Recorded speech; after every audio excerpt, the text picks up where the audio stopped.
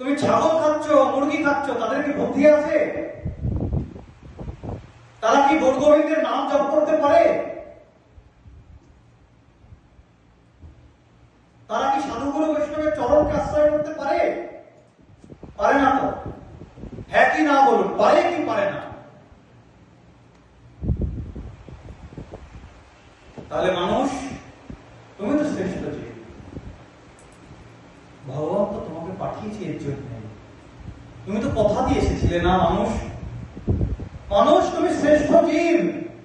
তোমাকে যখন আমার গোবিন্দ কৃপা করে ধরাধামে পাঠাচ্ছে, তুমি তো কথা দিয়ে এসেছিলে আমার ভগবানকে, যে তুমি ধরাধামে যখন আসবে তখন গৌর গোবিন্দের নাম নিয়ে থাকবে। আর তুমি কি করছো মানুষ? এদিকে তুমি সবাইকে বলো তুমি শ্রেষ্ঠ জীব, তুমি কি করছো?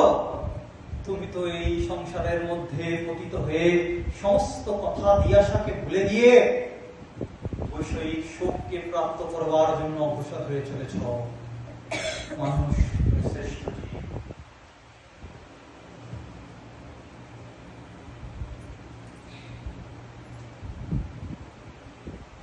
চিন্তা করবেন না, আপনারা যাই কর্ম করেন প্রত্যেকটা কর্মের কিন্তু আপনাকে ফল ভোগ করতেই হবে। অবশ্যই ভোক্তব্য, অবশ্যই ভোগ করতে হবে। কৃতম কর্ম শুভাশুভ, শুভ কর্ম করেন আর অশুভ কর্ম করেন, শুভ কর্মের প্রভাবটা যতক্ষণ থাকবে ততক্ষণ স্বর্গপ্রাপ্তি করবেন, আবার আপনাকে জন্ম নিতে হবে।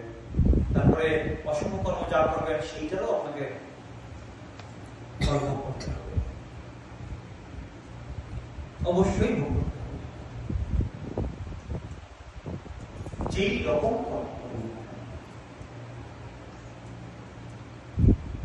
মানুষ, তুমি শ্রেষ্ঠ জীব। তোমার অমেধ্য কুমেধ্য ভালো লাগে, গৌর গোবিন্দের প্রসাদ ভালো লাগে না? গৌর গোবিন্দের প্রসাদটা তো অমৃত। মহাজনগণ প্রশ্ন তুলেছেন, প্রসাদ কেন খাবো? শাস্ত্র উত্তর দিচ্ছেন, প্রসাদে সর্ব দুঃখানাং হানিরস্য জায়তে। প্রসাদে সমস্ত দুঃখ দূর হয়, তাই আমরা প্রসাদ গ্রহণ করব।